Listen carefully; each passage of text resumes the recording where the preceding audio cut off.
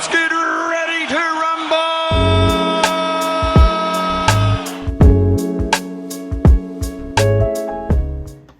Here we are. This is episode 3 of Hudson River Rumble, and it's an episode I've been wanting to do for such a long time. I've been dreaming of this as a kid, to do a podcast with this guy. This is Paul Nobleman, a New Jersey resident, my dad's best friend. He's like an uncle to me. How you doing? I'm doing great, Brendan.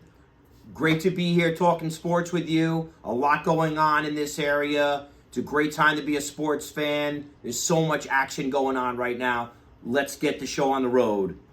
So one of the biggest things happening right now is the Rangers and Islanders did not make the playoffs. Peter Laviolette has just been fired by the Rangers. Neither of them reached their goals. It just didn't work out for both teams. We'll get into that another day, because the big thing is the Devils are opening up in Carolina. You're a Devils fan, diehard Devils fan. What do you think about this series against Carolina coming up? It's not going to be easy, Brendan. It's not going to be easy at all. Obviously, Jack Hughes is one of their top players, if not their best forward, and he's out. But this is the playoffs time, and there's no time for excuses. Nobody wants to hear that. It's go time. And the Devils did not finish the season on a real strong note, but they do have plenty of talent. They have Stefan Nason and Brett Pesce, who were on Carolina last year, who are now going against their former team. There's a lot of storylines in this game. The Devils are a big 2-1 underdog in this series, so they're not predicted to win. But like I said, no one cares about that stuff. You have to bring your best effort, and it's go time. The Devils wanted to improve their goaltending. They traded for Jacob Markstrom. They wanted to add some toughness, and they did that. They wanted to improve their defense, and they did that as well. So with all these things, the Devils made the playoffs this year, and we'll see what happens. They have a head coach who's known for getting the team into the playoffs, but not getting deep into the playoffs. But, you know, here it is. We'll see what happens. They do get Dougie Hamilton back. He did play in their season finale, and he looks like he's ready to go. So that's gonna be a big help to their back end. So we'll see what happens. You know, I think this is going to be the game breaker for the Devils if they're going to win this series against Carolina, because Carolina, they have a great offense. You know, they tighten up on their defense, but they have a way to move the puck as well as the Devils. But it seems like they never go away sometimes. So the big factor for the Devils is going to be Jacob Markstrom if they want to win this series. I mean, at 35 years old, he's performing amazing. You know, he was off to a rocky start, but he ended off the Devils season, and he was just stellar in net for the Devils. He kept them in games. He won them a lot of games this year. So if the Devils are going to win this series, Jacob Markstrom has to be the way he was to end the year. You know, how do you feel about the Devils' defense in front of him? I like the Devils' defense. I think they definitely improved. Last year, their defense was really one of their biggest weaknesses, and they traded for Johnny Kovacevic. He's had a really good year. Brett Pesce, who he just adds a lot of toughness. He's just blocks a lot of shots. He's a real hard-nosed local guy. He's from Tarrytown, beautiful village in Westchester. He's a local guy. And I know he's got a chip on his shoulder, because all the years that he was in Carolina, they're not going to be rooting for him now with playoff time. But he's a big help. Luke Hughes has made some big strides this year. He's really, really come along nicely as a defensive player on both the offensive and defensive side. Brendan Dillon is a really, really good hard-nosed defender. So I think defensively they've really made a lot of strides, but I think you hit the nail on the head. This Devil team is going to go as far as Jacob Markstrom can take them, and we'll see what happens, because when he's on, he's a really, really good goaltender. So we'll see what happens. I can't wait for it to get started. And they have to go against that offense and defense, like I said earlier, with the Hurricanes. You mentioned that great defense with the Devils. I think their offense is amazing, but with the Carolina defense, getting through that is going to be very hard. The Devils have a way to move the puck, though. Their passing game is very good. Jesper Bratt, he's an amazing passer for Nico Hischier to score the goals. They have a lot of guys that can move the puck very well, but it's going to be very hard for them to get past that Carolina defense. And I think that Carolina's offense is very underrated. They have guys that can score. Maybe they didn't get these insane numbers, but Seth Jarvis had a great season. Sebastian Aho had a Sebastian Aho type year. They win a lot of faceoffs, so the Devils' defense and offense, goaltending, everything has to come together for both teams because this is playoff hockey. This is not regular season hockey. They could go 7 games, and I think they very well could. So this is going to be a tough team for both of them because they have such great and very deep teams. So I think both teams are going to have tough times. We'll see what happens. You mentioned Jesper Bratt. He did set the Devils team record, most assists in the season, breaking the record of Scott Stevens. So, yeah, he's definitely somebody who sets the players up.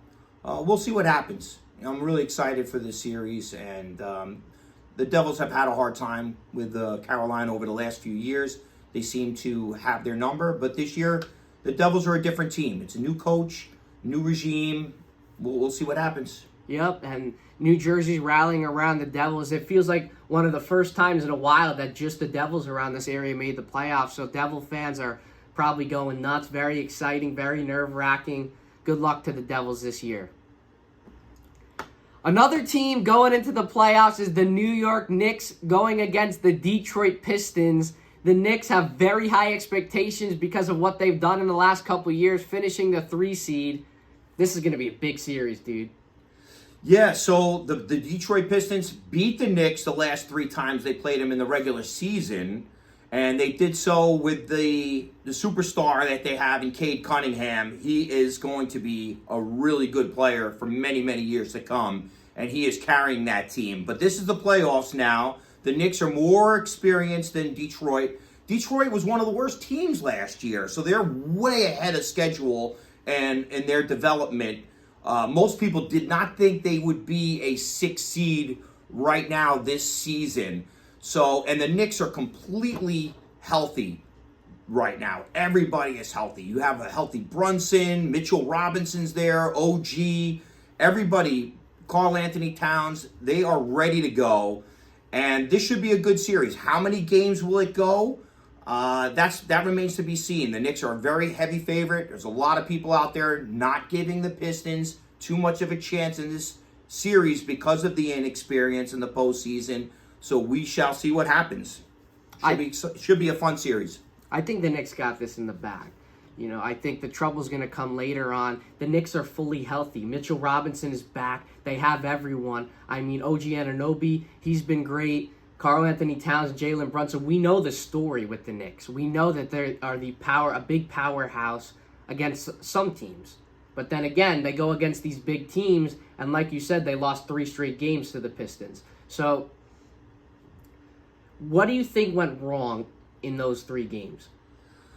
The Pistons are a good team, and they just brought it. And one thing I really like about this Pistons team is they have that toughness. One thing that the Pistons were known for when they were a championship team in the 90s, they have that Detroit mentality, that Detroit toughness. And this team has got that. They're a tough team. That's why I don't think it's going to be a pushover, but there is that experience factor. The Knicks are very well coached. Tom Thibodeau, which I can't understand why some people would want Tom Thibodeau to be fired. That's just ridiculous to me. They have the Knicks competing every year. This is the best Knicks team that they've had in 20 years. And I think it's going to be a good series. I do think the Knicks are going to win. How far will they go after the Pistons? Let's just cross that bridge when we get there. But this should be a good series. So you said that Detroit has that Detroit-like mentality. Do you think the Knicks have that New York-like mentality? I think so. I think they do. They're a tough team also, especially when they're on their home floor. There's no place like Madison Square Garden. When that place is rocking, the whole arena, the mecca of the world, Madison Square Garden just shakes. And we'll see. We'll see what the Pistons can do. They're going to be playing tonight, 6 o'clock, game 1. So we're going to find out in just a few hours. And the Knicks got to be those big game players, all of them, the whole team. Like you said, the atmosphere is going to be rocking. So the Knicks have to bring it. We will see if they can bring it tonight. There's so many big things going on. The Devils in the playoffs, the Knicks in the playoffs. But one of the biggest things is the NFL draft is coming up. The Giants and the Jets both got very high picks, but we're going to go for the Giants right now. They got the 3rd overall pick. They have a very incomplete team. They signed Russell Wilson. They got a bunch of quarterbacks now. So do you think that they might be able to go with 4 quarterbacks and pick Shedeur Sanders, or will they go another route? Because there's so much stuff that the Giants can do. Well, the Giants are in a good position right now. They picked 3rd, and with Cam Ward being a foregone conclusion, he's going number 1 to Tennessee. So there are 2 what they're calling super blue chip NFL prospects with Travis Hunter and Abdul Carter from Penn State. So one of those 2 will be there for the Giants at pick 3. Now, Shedeur Sanders, Deion Sanders' son, Primetime Sanders' son, he was in for a visit with the Giants this week. If they were blown away by his workout and his interview and their team meeting they had with him in a private workout, they may consider taking Shedeur Sanders because they don't want to miss an opportunity of taking what they think could be a great quarterback. But like you said, they have Russell Wilson. They signed Jameis Winston. They still have Tommy DeVito. Maybe next year in what they're calling a heavier draft for quarterbacks in 2026, maybe that's the year they go for their younger quarterback of their future. So that's a possibility. So then they could have weapons for Winston and Wilson. Do you think who do you think those weapons could be if they don't go quarterback? Well, they have Malik Neighbors. Malik Neighbors is there. He's going to be a superstar. They can get this is a very deep running back draft. So they have Tyrone Tracy. They can add another running back in the 2nd or 3rd round on day 2. The player that I would go after if I'm the Giants is Abdul Carter. Yeah. Because if you look at the Eagles, the blueprint that they set by winning the Super Bowl this year is they got to the quarterback. And they didn't beat the Chiefs in the Super Bowl by Saquon Barkley running all over the place. Although Barkley was a key player to get them to the Super Bowl, what won the Super Bowl was their pass rush. They didn't even need to blitz. They had a 4-man rush on Patrick Mahomes, and they ate him up for dinner. And they did that with their strong front line. If the Giants had Abdul Carter to add to Dexter Lawrence and Kayvon Thibodeau, Brian Burns, and all these other players that the Giants have up front, I think that would be something that would really make me excited as a Giants fan to have that pass rush that they had. That's when they were winning Super Bowls, when they were beating the Patriots. Yeah, Eli Manning did a good job, but it was their defense that got to Tom Brady, that Giants defense. That's what they could do by adding Abdul Carter to this Giant defense. That's the guy that I would go for. If they end up with Travis Hunter, who plays both sides of the ball, he's that good of a player. You can play wide receiver, he can shut you down in cornerback. People are saying he could be the next Champ Bailey. That's going to be hard to pass on as well. So the Giants are in a good position picking 3rd overall because they can really have this as an opportunity to add somebody really, really good to their team.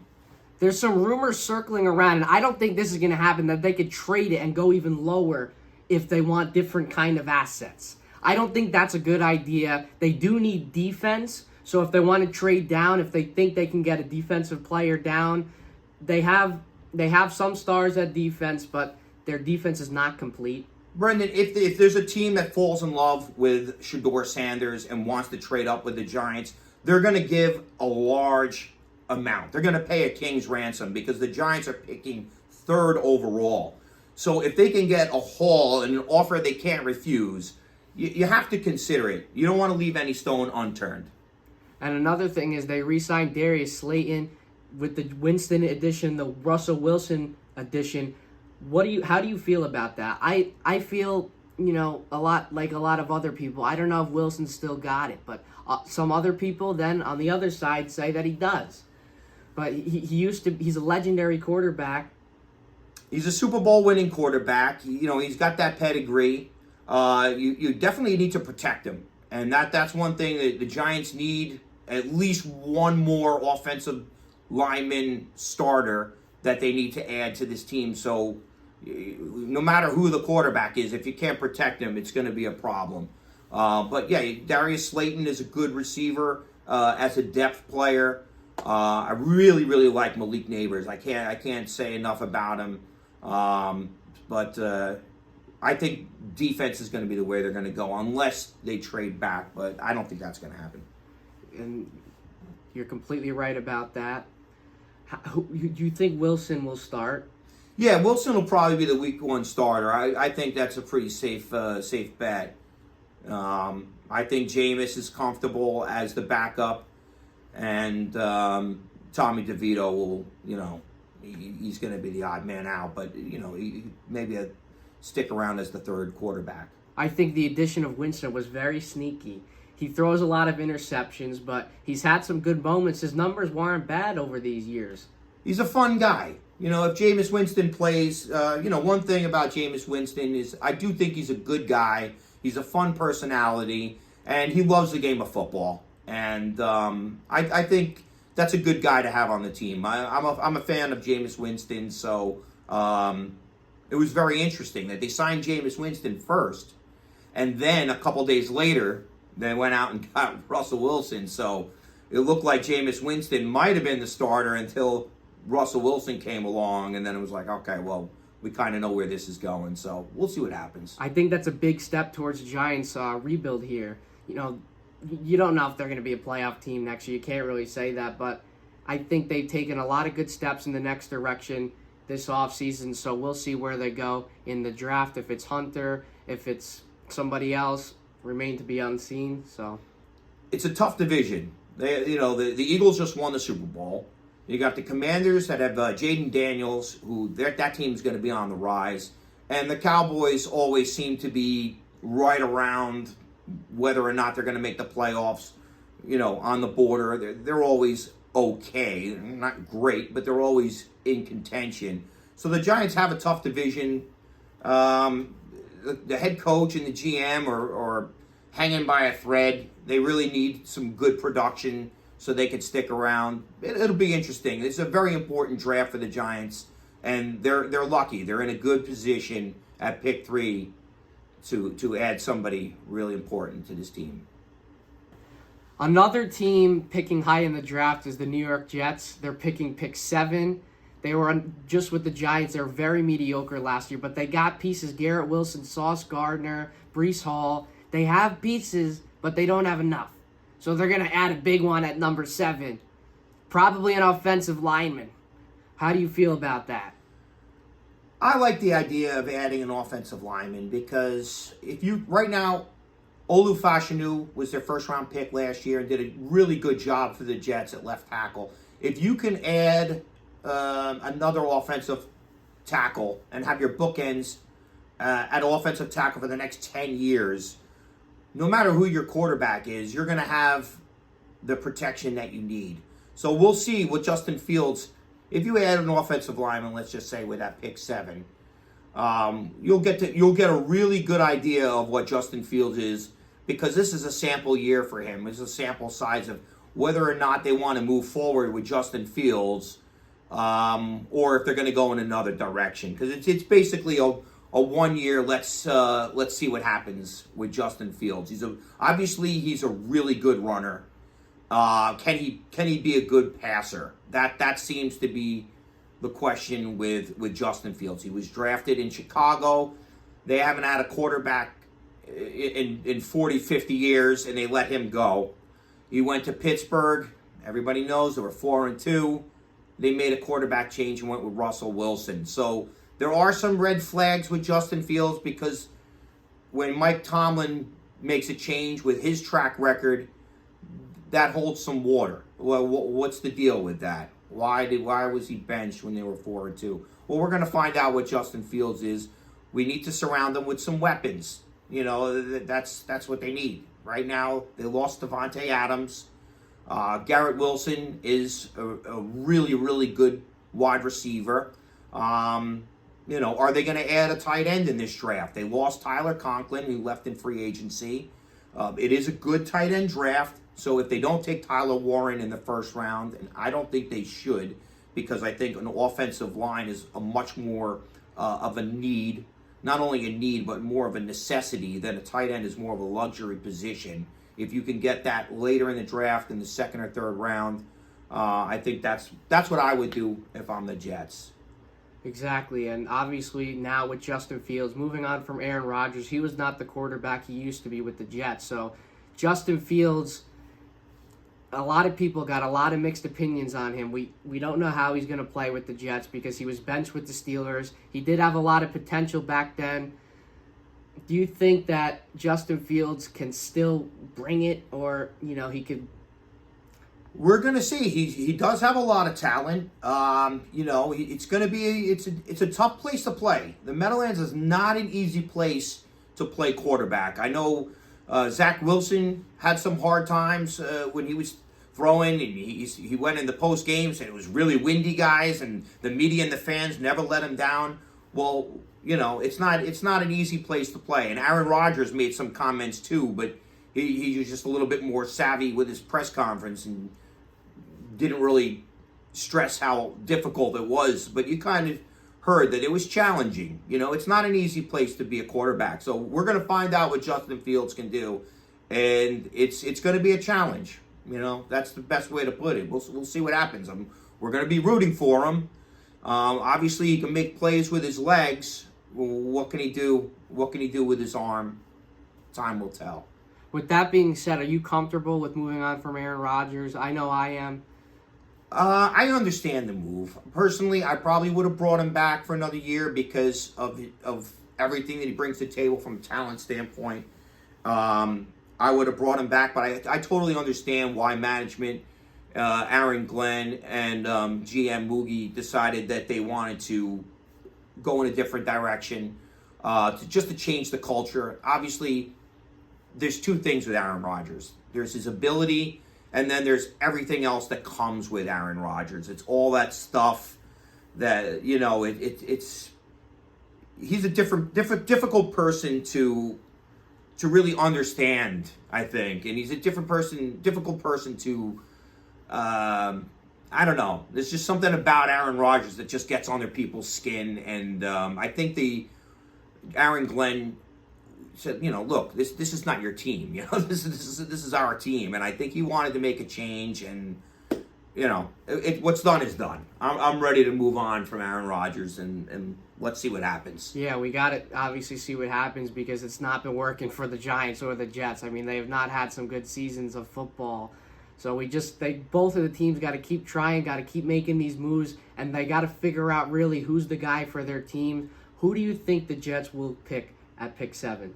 I think it's going to be Membo, the offensive lineman. I don't see Will Campbell, the left tackle, falling to number 7 from LSU. So we'll see what happens. There's always a chance that they could slide down if somebody's willing to move up a few spots and they can get a first round for next year. That's a possibility.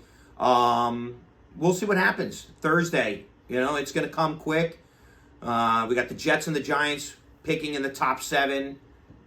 Should be fun. Can't wait. Absolutely. Guess what? What? Baseball's still booming. The Yankees and the Mets are just the number 1 team in each of their divisions. Things are going so well, but yet there's so many problems. It doesn't make any sense. What's going on with the Yankees rotation? What's going on with the Mets hitting? I think everything will work itself out. The Yankees right now, their lineup has just been, with that little stutter they had at home, they come back, they beat the Pirates a lot. Obviously the losses in the last couple of series, but then they go in KC, they sweep the Royals, they go against the Rays, they have 2 wins against them already. Paul Goldschmidt's batting .373. Yep. He's one of the league leaders in hits. Ben Rice is one of the best players in Major League Baseball. Aaron Judge is even better than he's almost ever been. He's just going to have another MVP year, and how possible is it that he just gets better and better every year? He might be the best player you've ever seen. It's just absolutely amazing. Yeah, what we're seeing with Aaron Judge is ridiculous. This is like we're seeing a legend, and this is one when we get older that we're going to be talking about as one of the all-time greats, all-time great Yankees, all-time great players in MLB history. That's what we're getting with Aaron Judge. Absolutely. I mean, he's just continuing to master baseball, batting over 400 with 7 home runs. Aaron Judge has not skipped a beat. But it's not just, he's not the full story, because Ben Rice his numbers are kind of creeping up there with Judge. What's going on with him? Yeah, Ben Rice is having a great year. I think even the biggest of diehards Yankee fans didn't see this kind of a year coming for Ben Rice. And I hope he keeps it up. Obviously, the Linsanity run is going to slow down as the season goes on. I wouldn't see Ben Rice being an MVP candidate, but who knows? Goldschmidt, his power isn't where it is, but it doesn't matter because he's just smacking the ball. He's hitting the ball from all over the place. He's hitting the low pitches. He's hitting the pitches outside. He's hitting inside. He's just single after single. He's a machine. Another guy I think is not being talked about enough is Oswaldo Cabrera. When he comes and when he brings it, when he has that opportunity, he's not making the best of it. He's not looking back, and he's been getting a lot of hits as well. He's been contributing to the defense at third base. Everyone knows that third base is the problem with the Yankees. I think Peraza, he hasn't been the player everyone thinks he's going to be, but they keep platooning at third base. I think Cabrera should be the everyday third baseman. I don't know why people are complaining about it. We don't need a superstar at every position. Just let Oswaldo Cabrera be the starter at this point. Let Peraza prove himself. If he comes in and he continues to not hit, just keep Cabrera in, because he's looked pretty solid at third base on defense, but it doesn't matter when you got Anthony Volpe almost going all the way over to third base to make a great pick and then throw the ball all the way over. Volpe's been amazing at defense this year. Trent Grisham, like I said in episode 2, he hasn't skipped a beat, and he can't even play because Jason Dominguez is coming up with big games. So everything seems to be going so well with the Yankees, and I think the defensive aspect was really a problem last year, as we know, and it's still been the same this year as it's been. They've been great on defense. The one thing is the pitching. Clark Schmidt's back, okay? Max Fried is Max Fried. He's one of the best pitchers in the league, sub-2 ERA. He had an amazing outing against those teams in Pittsburgh. He has so many strikeouts already, but what's going on with some of their other pitchers? Because they have one of the highest ERAs in baseball. You spoke a lot there, and I agree with everything you said. From Goldschmidt, what he's doing offensively, and I just want to add one more thing with Goldschmidt is how good he is defensively. He is so good. He's great at just getting the ball out of the dirt, and what looks like it could be a throwing error, he is getting. He could track down anything. He is really, really good defensively at his age. What is he, 37, 38 years old? He still has it. Oswaldo Cabrera, I like Oswaldo. He's the kind of guy who never complains, no matter whether he has less playing time. He's a really good player. He's clutch at times. He's underrated defensively. I have no problem with Oswaldo Cabrera getting his opportunity to play every day at third base, even though DJ LeMahieu is rehabbing right now, and they're probably going to give him a crack at third base as well because they love him. We'll see what happens. Hopefully he can go turn the clock back and be the great hitter that DJ LeMahieu, was in his career. Volpe with that great play. He looked like Derek Jeter with that jumping throw from the outfield grass. He looked awesome defensively. And you're right, Trent Grisham has been great. He's a great teammate. He adds defense. He's a really good defender. And he's been hitting just great this year. I have no understanding why. He must have worked hard in the offseason. I don't know, but he looks great. And one thing, people were talking so much in the offseason about Jason Dominguez and how he's going to be a huge problem defensively. He has looked great defensively. So I don't know where that came from, but Jason Dominguez looks really, really good. I mean, he's still, 22 years, just turned 22 years old? He's going to be fine. And Ben Rice, just keep up the good work. That's all I got to say about Ben Rice. He looks awesome. Offensively, he's a beast. So things are looking good. As far as the starting pitching is concerned, Clark Schmidt is back. Max Fried looks like the superstar that they hoped he would look like. Rodon had a monster game last night against Tampa Bay. And we'll see what happens with Carlos Carrasco today. He's pitched. He's had 3 starts so far. He looked really good against Arizona. He looked great against Kansas City. He gave up 1 hit. It was a solo hit, solo bomb to Bobby Witt Jr. So other than that, he had 1 bad inning in Detroit. We'll see what he could do. If he has a good game today against Tampa, 3 out of 4 starts, that's what we're hoping for tonight. So let's go, Carlos. Yep, absolutely. It just seems like the Yankees have all those pieces that they didn't have last year, especially with the defense, and that's why I think the Yankees can make it back to the top again. Their bullpen is stellar. Luke Weaver hasn't let up a run all season.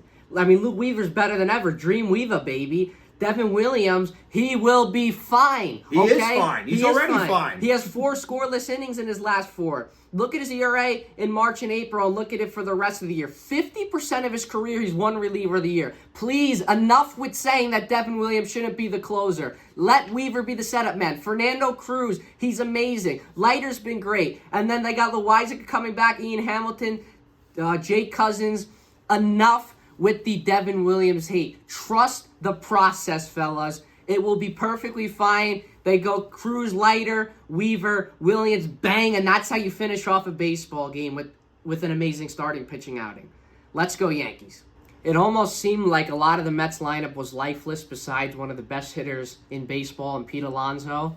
Saying that again. But then, bang, Francisco Lindor, walk-off home run. First walk-off of his career with the Mets last night. That was absolutely electric. He's kind of coming into it. Once they get Alvarez and McNeil back, you know, their lineup has not been that good besides Alonso. And now Lindor's kind of starting to heat up. They have the best ERA in baseball, and that's the story right now. That's why they're one of the top teams in the division. Without Montas and Minaya, McGill has been pitching very well. That whole rotation has just been absolutely amazing. So, but the story right now is Juan Soto. There's all this stuff going on with what he's saying about the Yankees. That's all propaganda. Right now, Juan Soto is not hitting. He's batting below 250. He has a couple home runs, but it seems like he's lifeless at the plate right now, going to the Mets. And the Mets fans gave him a standing ovation last night. He did get a hit, but it was a single. It's just a lot of people, and I heard someone say, it doesn't seem like he's happy there. He's not smiling. He's swinging out of his shoes. He's not making contact. What happened to the generational Juan Soto? I think he'll be fine, but right now, that's not the story. Right now, he's not fine, and I think Mets fans are in shambles, even though they're the number 1 team in the division. And that's why I think when they become the best, you know, their hitters become the best they can be, they'll be so dangerous, and they're still the number 1 team, and they have Juan Soto's not even hitting. Yeah, well, he's not happy right now because he's not producing. But Juan Soto just got $800 million, which is insane. I mean, here's the thing. When you get Scott Boras as your agent, we know what you're doing. You're going for the most amount of money possible, and the Mets were not going to be outbid. I don't think in a million years Juan Soto would have thought that there would be so much hatred towards him for signing with the Mets. I don't think he envisioned when he was signing that contract that there would be so much of this, F1 Soto and everything. And I think that's been weighing on him because he didn't see this coming. So if you're going to the ballpark and it's the Royals and the Yankees and you're chanting F1 Soto, just keep in mind that there's kids around. If you bring your kids to a Mets-Yankees game, then it's on you, parents, because now you're asking for it. All bets are off. If Juan Soto's in the house, trust me, he's going to get bombarded. That's just the way it's going to be. I mean, there's no way, there's no two ways about it. He's not going to be treated very nicely when he comes to the Bronx, Brendan. There's no question about it. But for all this is what they did with Jose Altuve. When it was F. Altuve, Love it. When you're playing the Astros, that's one thing. But, to hear that when they're playing against the Baltimore Orioles, it just didn't make any sense to me. But this Juan Soto stuff, he's going to come around. Juan Soto, he's one of the best players in the game. He's not going to continue on this pace. Just like you mentioned, Francisco Lindor, he's a great ball player. He's also known for slow starts to the season. Everybody knows he's got a history of starting the season slow. He did it last year, and then he ended up being in an MVP conversation. So he's getting going.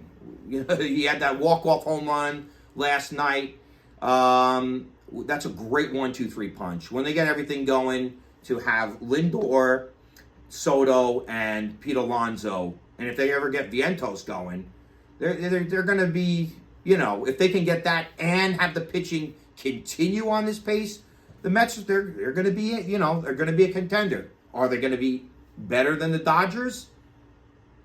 Probably not, but they'll definitely be in contention if they could stay on pace with their pitching that they're doing now, and when they're hitting, when they start to come around all together. They're going to be a fun team to watch throughout the season for sure. Absolutely, well said. And, it's just so hard because that NL West is so stacked right now. The Dodgers are actually having to compete for the number one spot because the Padres, the Giants, and the Diamondbacks, it's been the best it's ever been in years, that division. It's absolutely insane. So I think the Mets can do it because they have, now with Alonso, they could have 3 guys that could be in the MVP conversation. Mets fans, everything will be okay. Please. You guys are the number 1 team in the division, and your lineup isn't even hitting. You have the best ERA in baseball without one of your top pitchers in Minaya and Frankie Montas. The Mets are in a very, very good spot. They have good problems right now. It sucks. Yes, I'm going to be at Yankee Stadium on May 16th. I've already been to last night and today. I've been talking to a bunch of buddies. We're going to bring a crowd to Yankee Stadium because that's the Yankee fan nature. But it sucks for you right now, Mets fans, but it'll be perfectly fine. A lot of people are saying that we should not boo Juan Soto when he comes back to the stadium as Yankee fans, and we should be quiet. That's a myth. That's not going to happen. Not going to happen. So that's kind of where you got to go with the Subway Series rivalry. That's my piece on that. But with the Mets team, I have a lot of respect for their team. You can't really do much complaining because you guys are also the number 1 team in the NL East with the Phillies right on your tail as well. So things are good in my opinion. So sitting here beside me today is someone that has played such a big role in my love for sports broadcasting as a young kid. He's been with me my whole life. I wouldn't have been on the Michael Kay show. For those of who know, I sat next to Michael Kay and his crew, Don LaGreca and Peter Rosenberg, who are, by the way, amazing people to me. I didn't just call them in. I actually sat next to them and I had an interview with them as a child, but it wouldn't have happened without this man sitting beside me. He used to work for ESPN, CBS, MLB Network. He worked with the Jets Spanish announcer. He's dabbled with sports broadcasting, but that was always a dream he had. He's got a lot of hidden talent in sports broadcasting. So I'm turning the mic over to you. It means a lot to me, Brendan. We've been talking sports, for the longest time. Your whole life we've been talking sports. I'll just give a quick story. My father was the official photographer for the New York City Board of Education. When I was a kid, in my early teens, when I was about 12, 13 years old, I used to record.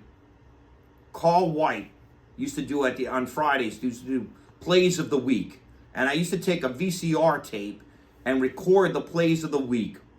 And I did that every single Friday night. I would record the plays of the week. My dad, when he was out at work, ran into Carl White. And my dad, who was gift the gab, schmoozer, went over and said, "Hey, Carl, my son makes tapes of you, and he's a big fan." He said, "Oh, yeah, why don't you come on into the studio?" So my dad got his information, and I ended up going to Fox 5. I used to watch the news with my dad. We used to watch the news together. And I was in the studio, sitting down. It was just me, my father, and it was the 2 anchors was John Rowland and Cora Ann Mahalik. I don't know if anybody remembers who they are. And the person right before them was Murray Povich. He was introducing him. And I remember sitting in this like director chair and watching them. All of a sudden it was quiet. And then when they went like that, and gave him one of those, and he came on, all of a sudden you heard these pipes. Murray Povich, up next, Fox 5. It was just like, I was in my chair, like, whoa. The whole room, like, it sounded so, I'm like, this is so cool. And then when they started doing the news, I was like, all right, this is so cool. And I'm ready to see the sports. You know, I'm sitting there, and Carl White, the guy I was recording, I'm sitting right across from him. It was so cool. He gave me a script at the end anyway. So, and then Nick Gregory was doing the weather. He's still doing the weather today. He's the meteorologist of Fox.